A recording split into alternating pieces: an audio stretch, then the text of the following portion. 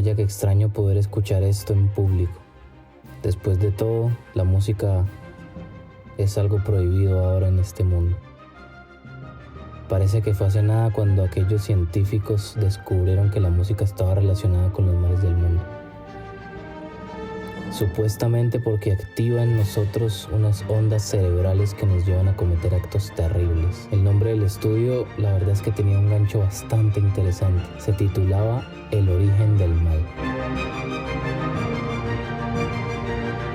De eso ya son más de 30 años. No puedo creer cómo ha pasado tanto tiempo tan rápido, pero es más increíble aún cómo de rápido se puso de acuerdo el mundo para poner fin a la música. Miles de artistas, incluso algunos de los que eran mis artistas favoritos, al darse cuenta de lo que produce su música, optaron por quitarse la vida. Uno a uno fueron cayendo y dejando atrás una vida que había perdido todo el sentido. Imagino que para ellos debía ser muy complicado que por culpa de su música tantas desgracias hubiesen ocurrido en el mundo. Es una carga que muy pocos podemos cargar. Parece que lo único que logramos con el estudio fue darle a los gobiernos una forma de controlarnos. Ya sé que estoy hablando solo, pero me niego a sonar conspiranoico. Yo fui uno de los científicos detrás del estudio y además fui quien se encargó de vender la idea a los gobiernos más importantes del mundo. Hace rato pensé cómo algunos no podían cargar el peso de saber que por su culpa se habían cometido actos atroces, y yo considero que soy una de las personas que es capaz de soportar eso. Me veo a mí mismo como una especie de Robert Oppenheimer. Él se hacía llamar el destructor de mundos y yo, quizás de forma más discreta, me llamo a mí mismo el silenciador de mundos. Ya sé que las personas pueden seguir hablando, pero sin la música, para muchas personas la vida ha perdido absolutamente todo el sentido. Ya nadie puede bailar, nadie puede cantar. Cualquier expresión musical es tratada como la peor escoria. La verdad es que nunca fui demasiado creativo y, ya que estoy hablando conmigo mismo, recuerdo bastante bien las veces que traté de crear un estudio real para demostrar mi punto.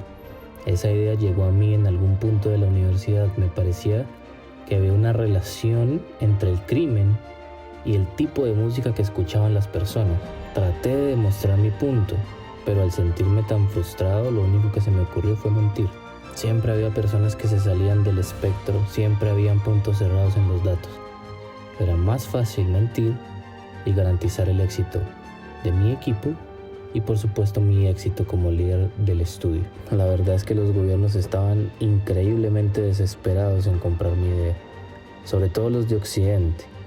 Se pasaron más de 100 años vendiendo una idea de libertad que realmente no funciona muy bien cuando quieres instaurar prácticas dictatoriales. La gente puede llegar a pensar que cualquier cosa que limite su día a día es una falta de respeto a su libertad, parecido a lo que sucedió en la pandemia del 2020 cuando se exigía usar tapabocas. Ese tipo de pensamientos son conflictivos para gobiernos que quieren implementar, digamos, políticas más globales. Entonces mi idea parecía algo bastante fácil de hacerle ver a las personas. La compraron y la usaron para instaurar un terrible régimen dictatorial.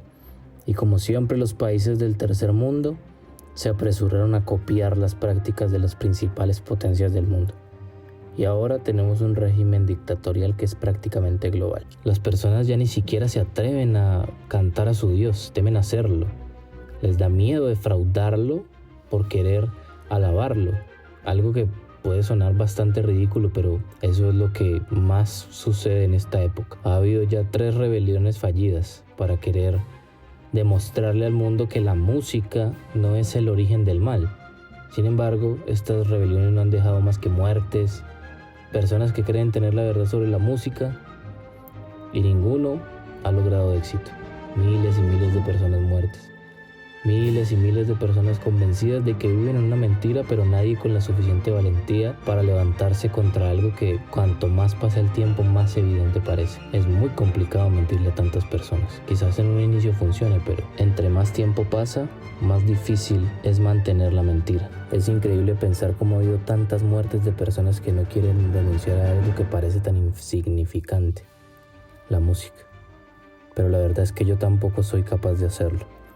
Quisiera incluso poder escuchar música con mi esposa y con mis hijos, pero todo lo que puedo hacer es venir a mi lugar seguro y escuchar durante horas la música que mis clientes me permitieron guardar. Ahora que lo pienso bien, creo que tenemos lo que nos merecemos. No puedo creer que de verdad la gente haya creído en esto. Es que es demasiado ridículo.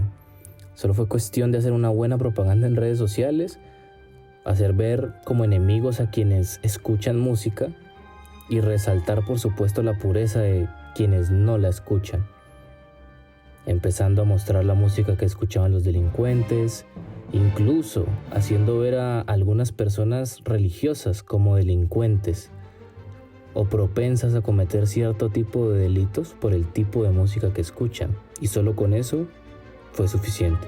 También, por supuesto, contamos con los colegios. Esa fue una gran herramienta para expandir la idea. Padres e hijos fueron cómplices ideales para este proyecto. Debates en televisión, debates, porque fue más un circo para mostrar la pureza de aquellos que no escuchaban música.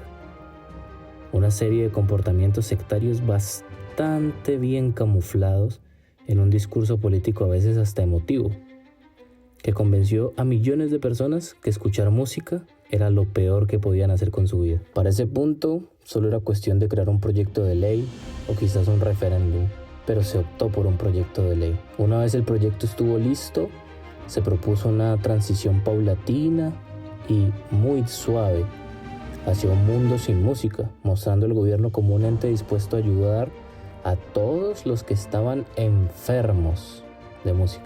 Poco a poco las cosas fueron llegando a un punto crítico. Senados, cámaras de representantes, ministros, presidentes, uno a uno, fueron mostrando su conformidad con el proyecto, ajustándolo a su sociedad y aplicándolo, a veces de forma más pacífica o a veces de forma increíblemente violenta. ¿Y el resultado de todo eso cuál fue? Que ahora solo unos pocos podemos escuchar la música. Por supuesto, solo quienes conocemos la verdad podemos hacerlo.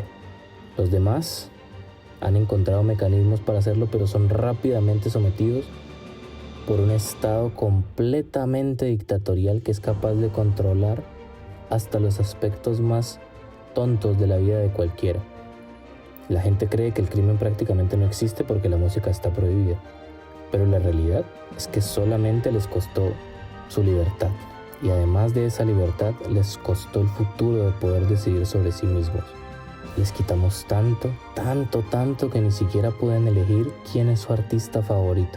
No, es más, ni siquiera pueden elegir cuál es su tipo de música favorita. En gran parte, yo sé que es mi culpa, pero lo volvería a hacer, no me importa, mientras aún pueda tener un poco de música.